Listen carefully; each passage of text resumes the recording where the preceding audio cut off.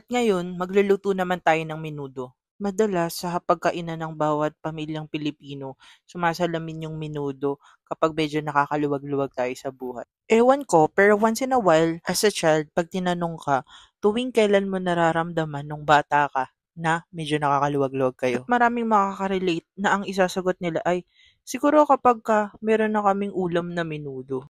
At meron din iba't ibang muka or version ang menudo. Merong tinatawag at binibiro na ang tawag ay menutas kasi mas marami pa yung patatas kesa ang karne doon sa recados. Oo nga naman, lalo na kung marami kayong kakain, talaga namang masulit pag maraming patatas. Meron din naman na naghahalo ng hotdog. Minsan mas marami ang hotdog or minsan equal lang pero pampadami din naman kasi yun. Siyempre para may iba ding lasa. Minsan din may keso. Meron din nagsasama din ng pasas, pero meron din ng ayaw na pasas. So, depende talaga sa trip niyo yan. Minsan nga, yung iba, hindi talaga gumagamit ng tomato sauce. Minsan, natural na kamatis, o kaya ay minsan, ay patis lang or toyo. Ngayon, dito sa trip natin, magluluto tayo ng menudo na ito lang ang ingredients.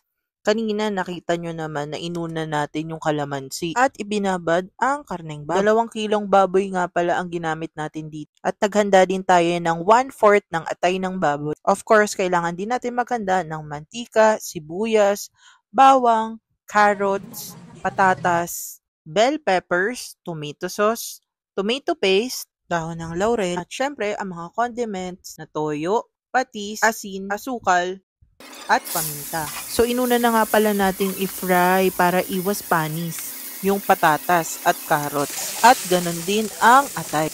Set aside. Kasi igigisa na natin ang karneng baboy sa sibuyas at sa bawang. Samahan na din natin ng konting ngiti.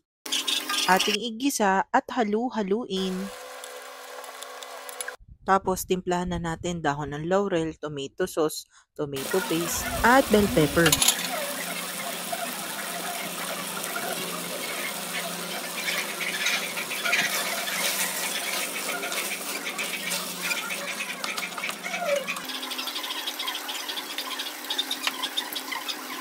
Timplahan na din natin ng paminta at ng patis. Lagyan din natin ng 1 basong tubig na siyang magsisilbing sabaw at tutulong para mas lumambot ang ating karne. At syempre sa ating pagtitimpla, hindi pwedeng mawala ang toyo. Hayaan nating kumulo at magmantika. Wow! Ang bango! Kumpletuhin na natin siya, ilagay na natin ang atay na baboy na naiprito kanina. Ang patatas at ang carrots. Tikman at timplahan kung ano pang kulang.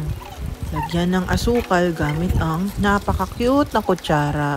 Kasing cute ng nagluluto.